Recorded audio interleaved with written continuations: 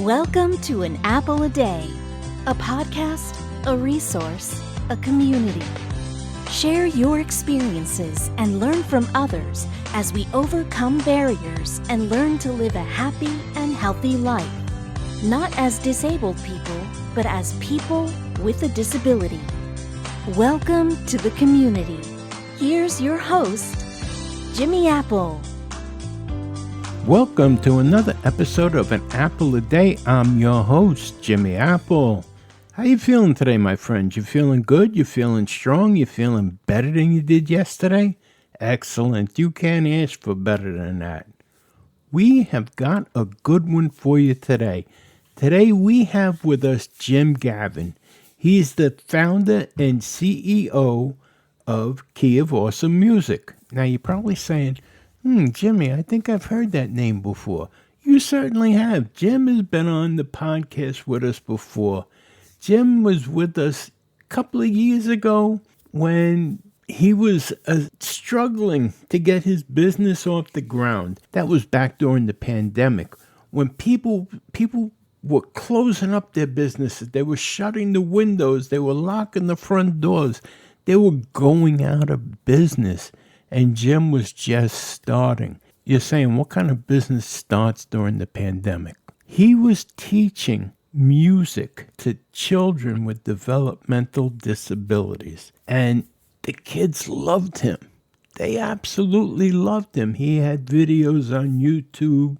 He was struggling, though, like everybody else, because he couldn't get to the kids.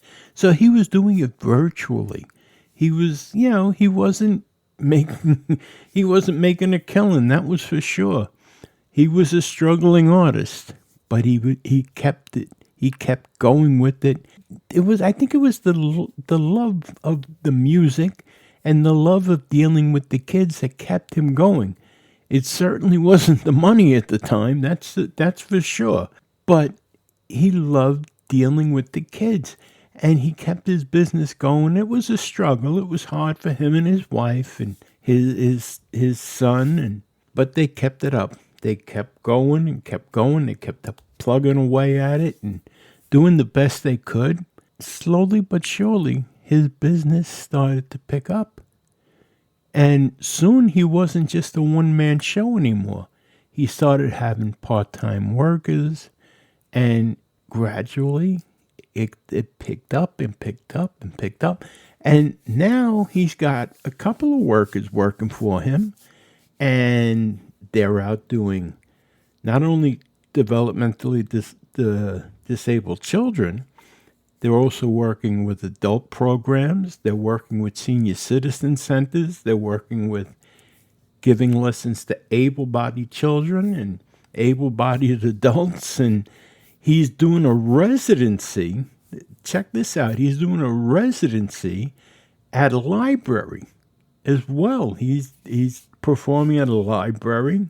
From where Jim started, he's exploded. And why? Because he persevered and he's dedicated to helping. He dedicated himself to helping these developmentally delayed children and adults. He's also worked at addiction centers where helping people break their addictions. This guy is a selfless, hardworking human being. I just can't say enough good things about him. And, I have to say, over the years, him and I have become friends. We've never met, only through the podcast and through the internet. We've spoke on the phone. But I'm proud to say him and I have become friendly. I don't know if he's happy about it, but I am. I'm kind of happy about it. But he's just a genuinely nice guy and kind of selfless. And now he's putting out music as well. And talent, you talk about talent. This guy puts out music that sounds like a six-piece band is putting out all this music. And he's playing every instrument in the song. Every instrument.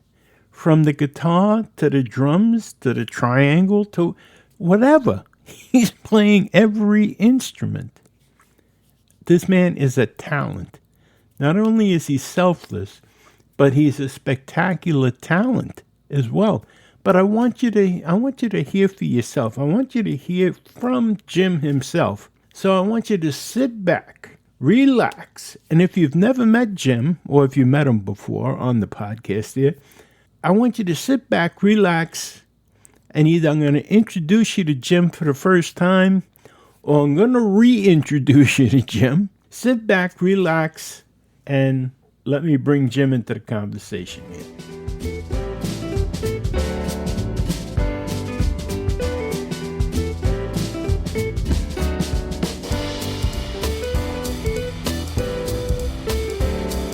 All right, and as I said, I promised you, we have Jim Gaven, and he's been with us before. He's an old friend of the podcast here, and we're going to get an update, and you're going to be surprised what he has to tell us, but I'm not going to spoil it. So, how are you today, Jim? I'm doing well. Thanks for asking, man. Appreciate it. Thanks. How are you doing? Good. I'm doing great. Thanks for coming Nice. on again. I'm curious, what's going on in your life, the Music Man? I love that. That's actually the name that a lot of the places I go to know me by. They know me as the Music Man. Seriously. That's exactly what they call me. Well, I know. I see you on Facebook. You're doing music. I've bought a couple of your songs. I have a couple in my library, and you're doing great. I mean, every time I turn around, you have a new album coming out. You're doing a residency at a library. You're like Billy Joel to me. So Wow. I'm telling you, you're all over the place. When we first met, you were like this one guy doing work over the internet because of pandemics and stuff like that. And now, everywhere I turn, I see Jim Gaven. So tell us what you're doing now. What's your because I know you're the busiest man right now in show business because I'm up early doing this interview with you. Yes, yeah. I have to, for my own sake, with the sessions that I normally run. So I normally run individual lessons with those who have developmental disabilities. It could be children, it could be adults. I also have one-on-one or private lessons with, quote unquote, typical children that, just want to learn an instrument. And I do group sessions at day programs. So the day programs for adults who have developmental disabilities, they're only open during a certain part of the day. So I'm up and ready to go. Plus, I also have a 7-year-old son, so he gets us up at the crack of dawn. So I'm ready to go. I'm like, most mornings I'm running a session at like 9 a.m. or 9:30. So whether that's a vocal session or a guitar lesson, or I'm heading on my way to a day program, because day programs, most of them are open between like 9:30 and 2:30. So I go to almost one every single day during a normal week, not including the weekends, and then I'll end up at a nursing home potentially that same day. And they like to have entertainment like right around lunchtime or right after lunchtime or right before lunchtime. So yeah, I've already, usually by like 2 p.m., I've run 2 or 3 one-on-one lessons. I've done a group session at a day program, and sometimes I've already played at a nursing home by like 2 p.m. Holy smokes. Yeah. And then, but that's just how my schedule is. But the beautiful thing about that is most days I'm done by like 4. And there's time in between, believe it or not. Most days I'm able to still go on like a walk for 30 minutes or an hour, or meet up with a friend for lunch. And I found this way of being very efficient with my time and scheduling things out so that there's not a sort of a wasted minute in the day. I still find time for myself, even with the craziness of the schedule, and then having to play the collections guy, and then having to play the follow-up guy with emails and making sure that this session is still going to happen, or following up with support coordinators or case managers for this individual. And so, yeah, there's a lot that goes on the front lines, let's say, and then behind the scenes as well. But yeah, that's, programs for children at libraries, nursing home performances, day program, group sessions, and then individual lessons mainly is what I do, and what my small team now of 3 part-time employees also does, which is super cool. We are bringing in more and more work for those who are helping out part-time. Just some good musician friends of mine that I've met over the years that want to do some nice, good work, supporting and serving people. Instead of just, playing at random bars and breweries. They want to do some more meaningful work. So I'm most grateful, gracious, thankful, appreciative to have them. Wow. Yeah. I got tired listening to that. Sorry. Not tired of you. I just got tired of listening to all the work you're doing. My God. Now, let me ask you, what communities do you serve? I know you serve the developmentally delayed community, right? Yeah. The developmentally disabled. And what other communities do you serve? So mainly it's like you just said, those who have developmental disabilities, but we also serve just typical children, through programs at libraries. So that could be anyone from toddler age to maybe 10 years old, and these different fun library programs, just playing classic cover songs for kids, putting our own twist on already existing songs, and even throwing in some originals that I've written for kids about learning life skills, manners, and musical instruments mainly.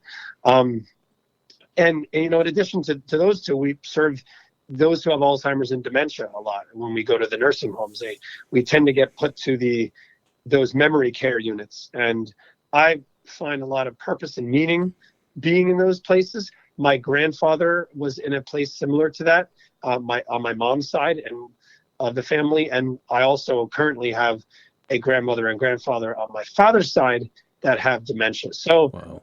Unfortunately, it runs in our family. So it's one of those things that I see often, and I'm around it all the time, and I just feel I feel compelled to go into places like that to be that bright light, be that sort of positive influence, and leave them feeling better, and hopefully bringing back maybe a memory that they maybe forgot. The music has a way to bring that out.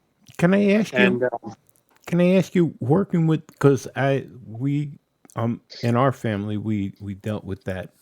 How do they react to the music? The people with the dementia. Do they? well, it depends on really how they're feeling that day too. That will depend on how they react. But generally, I just try to play songs that I think those who are in their 70s, 80s, and beyond would know. So it's a lot of songs from the Rat Pack. It's patriotic songs. It's songs for holidays. It's one-off singles from like Johnny Cash or Elvis. I mean, you can't go wrong with those artists, or let's say the Beatles even. And then some people will throw their own songs that they want to hear. But generally, the few places I go to, they'll get into it. Like some of them, there's some people that get up dance, Really? which is really cool.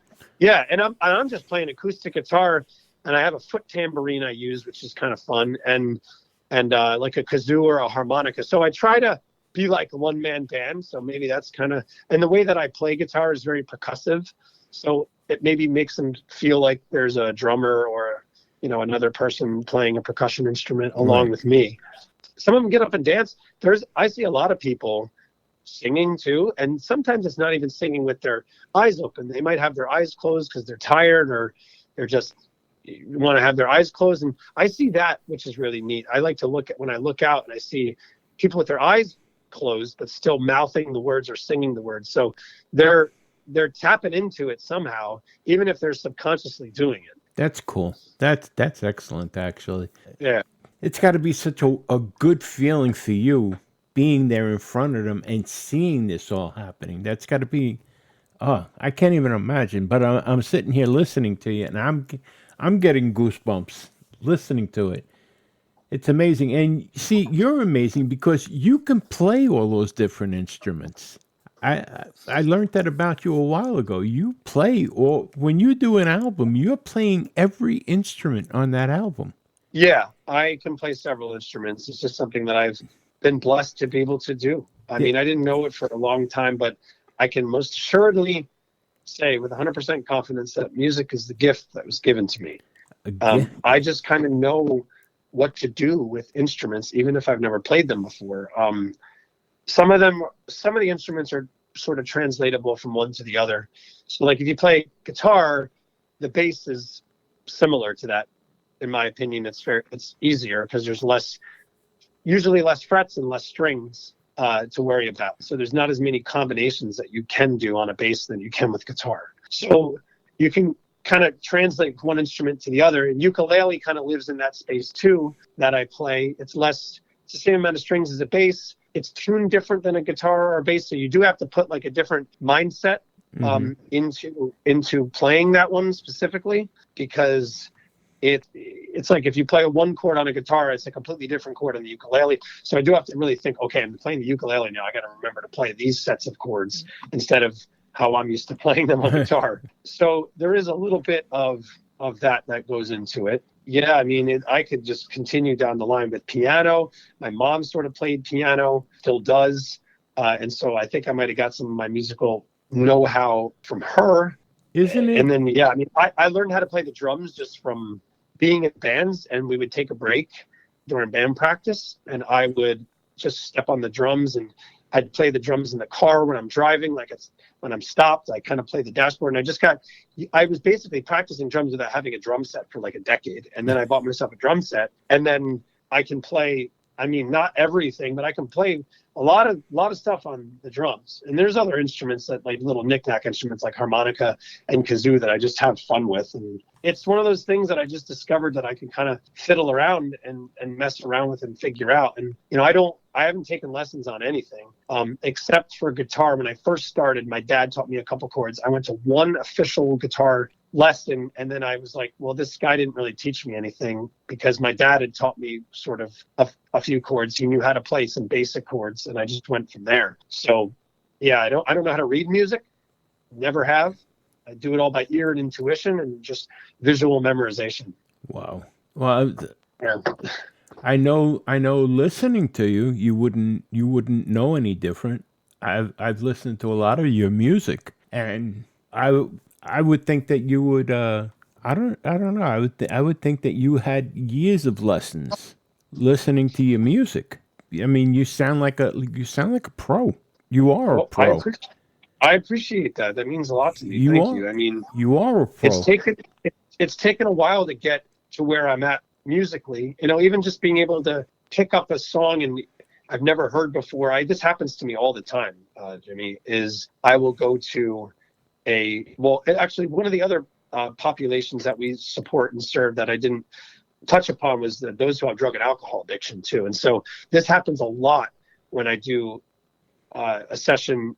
Basically been doing virtual sessions still, a couple drug and alcohol counseling, like recovery centers. I get thrown cover songs all the time that I've never heard. And so what I do is I just put on the song, listen to it, and I can, for the most part, if it's like falls in the popular sort of music way that you would normally do things musically, right?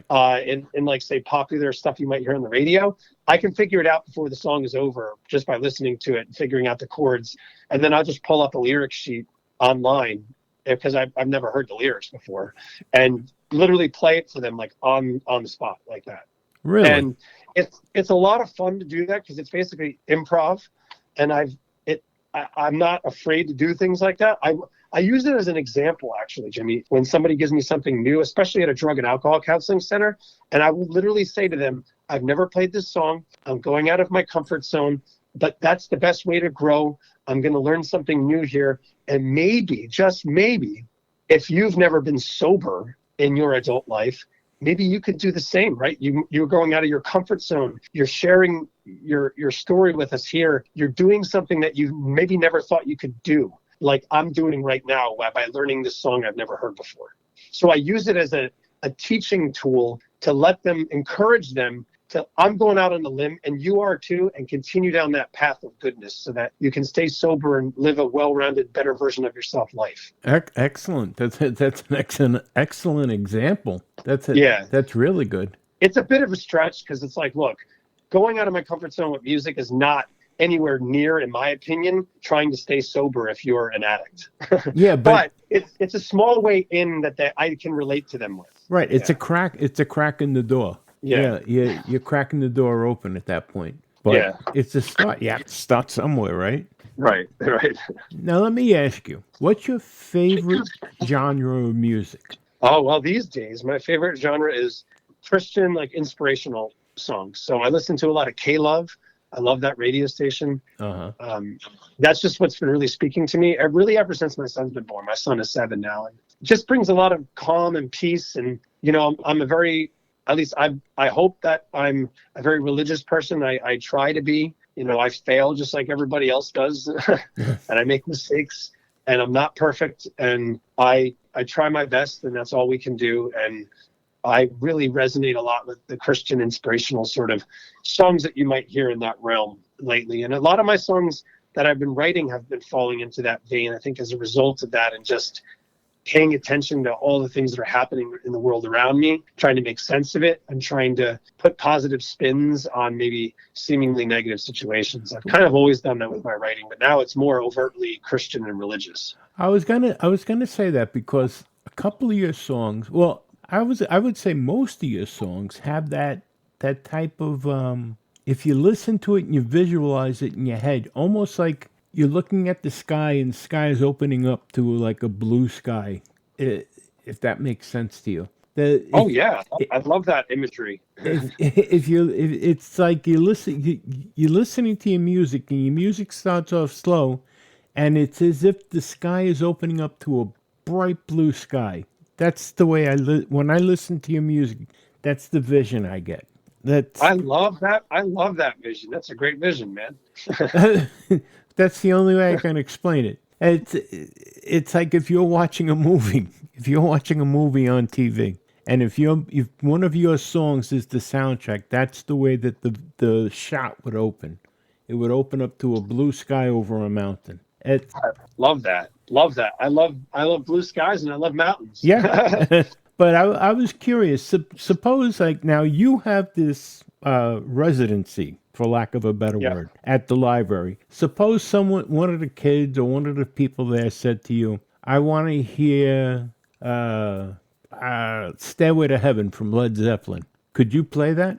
I mean, I could play enough of it to get by. Yeah, I know that song well enough. Yeah. Yeah. Well, if they wanted to hear Back in Black from AC/DC. Oh yeah. Yeah, I know that one. Yeah. My musical evolution, I can give you a little bit of my musical evolution, if you will. I started learning guitar, actually learning like classic rock and like heavy rock stuff. That's what I was into when I was 16, when I first started playing, was into this heavier, because I thought louder meant better. And my parents did not like that, because of course, turn it up to 11 like they do in Spinal Tap. I would put it up real loud and just crank it. I had a lot of fun with that, just blasting it. But I learned a lot of guitar riffs and scales and bits and pieces and then full songs in the classic rock genre. And then I went from there and got even heavier with more of like heavy metal, hardcore for a little bit. Then I went into emo, listening to like singer-songwriter emo bands. Then I got into singer-songwriters, so like John Mayer and like Howie Day and Matt Kearney and Matt Nathanson. These because I was a singer-songwriter, so I resonated with them because they were solo guys doing their thing. And then I kind of went from there and started to get into like pop punk. And when I was learning classic rock and roll, I was also listening to punk too. A lot of like fast playing power chords. But that led me to where I am now, listening to Christian inspirational music. So it kind of went from really heavy to, kind of heavy and fast to really heavy to, let's scale it back a little bit, more acoustic singer-songwriter, to where I am now, listening to just kind of big power ballads about God. I could never picture you as a punk. I could picture you more like James Taylor. Yeah, I love James Taylor. But when I was 16, dude, I was a teenage kid, and I guess I had some angst. And you could tell in some of the stuff I wrote too when I was going through college, like early 18, when I was 18, 19. I was writing a lot of kind of dark material. I was listening to a lot of dark material at that time, so it reflected in how I, wrote my own songs. I I just couldn't see you as a punk rocker. I could. I know, right? I Like, know. like I It's said, I funny. could see you as James Taylor, Jim Croce, something like Yeah, that. yeah. Did you ever go like to Ozfest or anything like that? I never went to Oz. I never went to Ozfest, but I've been to one-off shows for like hardcore bands like Slipknot and who else? Hate Breed. I mean, these are like some really interesting names for bands. But I never went to Ozfest. I went to Warped Tour. I went to Bamboozled, which is like kind of punk like pop punk bands, like maybe some slight hardcore bands that would go into that. Uh-huh. Are you familiar with those tours at all? The Warped Tour or Bamboozled? No, No. I was into heavy metal, but I wasn't into punk rock or Yeah. anything like that. I was more. Well, I'm a little bit older than you too, but I was more into Led Zeppelin. I was into the Stones Nice. and stuff like that. But I, Nice. there's a fellow I want to introduce you to eventually. His name is Eric Oberto, and Okay. he was a punk rocker. He does a lot now. As a matter of fact, I'm going to send you a link to one of his. Awesome. He's he just did last year. There was a new version of the Amityville Horror, the movie, Okay. and Yeah. he did the soundtrack for it. He wrote and performed the soundtrack for it. He also performed in it. He was an actor in it. I interviewed him on the podcast. You have to see his music. You talk about dark, Mm. but the guy is a sweetheart, absolute Nice. sweetheart, and very talented. But he, like you, he plays by ear, and Yep. he plays by color. Oh, nice. Yeah, it's a weird way that he does, but he's talented. He's like you. He's super talented. And That means a lot to me that you would say that, man. It's oh, you guys are, and that's the other reason I love to follow you. I follow you on Facebook because you are a super talent in my opinion, and Thank you, Jimmy. That means a lot to me. It does. It's a labor of love. It's been a long time coming, and I try to use the gift that was given to me every day to make a difference. That's really what it comes down to, man. Like you do make a difference. I've seen the kids that you work with. You've shown me in the past. yeah. The kids, and they love you. A while back, you had shown me some video, YouTube, and they love you. But the music that you put out, like I said, you have a talent. You have the talent. And you're sharing it, and that's if nothing else, that's got to feel great. It does feel really good. I mean, the fact that I think what the coolest thing about when I create music, besides the fact that I don't know how to read music, is I think it's actually helped me not how to read if I don't know how to read music, because I don't follow the theory to the T, right? Like, so there's pros and cons to both, right? I could never play like in an orchestra or like a philharmonic orchestra or something like that, because you need to learn how to read music. I can't really even perform, even say like in church if I really wanted to, unless you kind of told me the chords. Because looking at sheet music, reading music notation, I have no idea I've just never learned it. I never had the urge to learn it. So I think by not knowing music, how to read music, it's helped me just improvise all the time. So I've lived my majority of my life in like a state of improvisation, but that has helped in just life in general. Because like life, nothing is 100% the way it's going to go, the way you want it to go all the time. And you have to improvise, you have to adapt and be flexible. And my whole music career for the 22 years has been that, because I don't know how to read music. So it's helped me be creative and think of playing an instrument maybe in a different way, putting it in alternate tunings, not necessarily doing what's right by the book, so to speak, as far as like, oh, that's not the right chord to play there. Well, I didn't know any better. I just did what sounded good more than what didn't sound good. Well, you can always look at it like you're playing from the heart. Yeah. You're playing from the heart. You're not playing from a script. Right. It's like I'm just trying to let the music flow through me and not try to think too much about, is it right or wrong? Does it sound good to me? And does it speak to me? And I'm letting the music come through me instead of trying to, like you said, read it off a script. And there's nothing wrong with like learning how to read music. I'm not trying to bash it. There's a time and place for everything. Everybody learns differently too. This is what I've been trying to tell my son, with various things. Like everyone learns differently, so not everybody's going to need to learn how to read music. I know people who can read music, but they have no idea how to improvise because they're just so used to reading the music on the sheet. And if it's not there, they don't know what to do. Exactly. Well, so they're like kind of paralyzed. They're kind of paralyzed by it a little bit. And, and for me, I just need to know what key the song is in. And I know I've been around music enough to be able to sort of figure out a few chords that could work in that key and maybe improvise a solo and just have fun with it and be more free flowing and not rigid. Right. Well, look at the greats. Look at the greats in concert. I'm only throwing this out there because I just watched one a couple of nights ago, Dire Straits.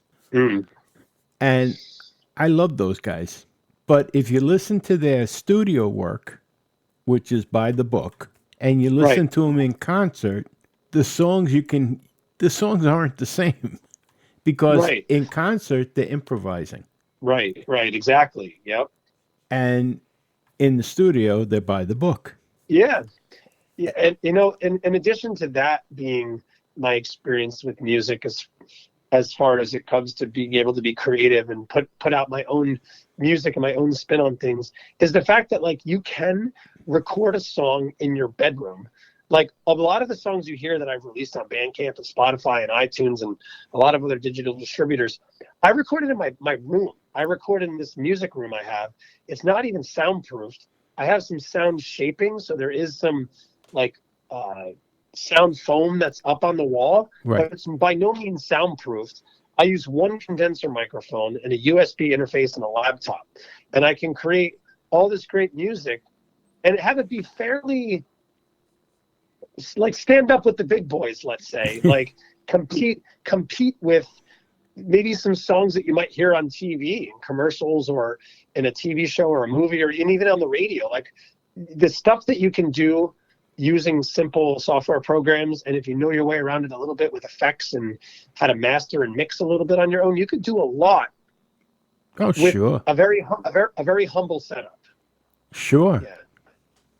But that's been really cool too. And not only, I can go on and on, but like I experiment with how I record too. So it's not, every album isn't done the same. So some albums are recorded entirely using the program Logic, which is like a software program for recording, and like my condenser microphone going in using my laptop. There's other albums I've recorded entirely using my iPad with the inbuilt instruments on an iPad, and maybe having my acoustic guitar go record it into the iPad. And I've recorded albums 100% on my iPhone, on my phone, because I wanted to experiment with how it sounded. And some songs you would have no idea that I recorded it with my iPhone. That's or right. my iPad or a laptop. And it's amazing, like how good the stuff sounds, the inbuilt instruments and the settings. Sometimes I record a song completely on my iPhone, except for the vocals. And I'll send the song to myself in an email, open it on my laptop, record vocals using my microphone, and then that's the song. So it's kind of been fun to experiment with how I record, where I record. There's some songs I recorded in my car. And you want to know something? Acoustically, doing it in the car is one of the best places, or in a closet. Right, exactly. You're like stuck in a closet in the dark or whatever. But it's really amazing what you can do with not a lot, let's say. You don't need to have a $100,000 studio. Exactly. And all the fancy bells and whistles. So that's been really cool too. It is. Well, I don't want to hold you up because it's getting close to your running time. Yeah. I'm just looking at the clock. But Jim, it's been so nice catching up with you this morning. And yeah, likewise. I appreciate it. I appreciate it so much that you took the time to come on with us. Thank you for having me. No, thank you for being here. I really appreciate it. And well, we'll keep in touch, definitely. Yes. And Yes, we will. I'll be watching you on Facebook, that's for sure. But Nice. but have a great day today, and knock 'em dead. Knock 'em dead. Good luck with everything. Thanks, Jimmy. You have a great day too. I appreciate it. You too, buddy. I'll talk to you soon. All righty. Bye-bye.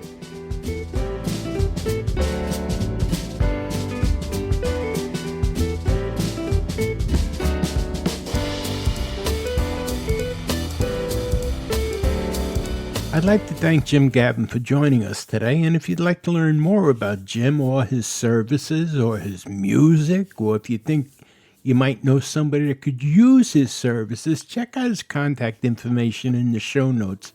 We have a load of information about him in the show notes, so check it out. And I want to thank you for being here today. I appreciate it. And I want to remind you about an Apple a Day chat. You can find that at www.famousapple.com/Apple Chat. Join us over there. It's everything to do about this podcast. You can chat about things that we talk about here, make suggestions for future episodes, find out about future episodes, who's coming on. It's a lot of fun. And I want to remind you of something. No one ever went blind by looking at things from the bright side, so give it a shot, my friends. And also, do yourself a favor and make someone smile. Be the reason somebody smiles today. You're going to love the feeling that it gives you. It becomes addictive, and you're going to feel good that you made somebody smile. Give them a hearty handshake, a wave, a pat on the back. Say something nice. It's a feeling that becomes addictive. It's a good addiction to have. So be the reason somebody smiles. Thanks again for stopping by. And I'm going to talk to you again tomorrow. Don't forget the apple fritters. Have a great one, my friends. Thanks for listening to An Apple a Day with Jimmy Apple, your gateway to a happy, healthy life. Join our community at www.famousapple.com. See you next time.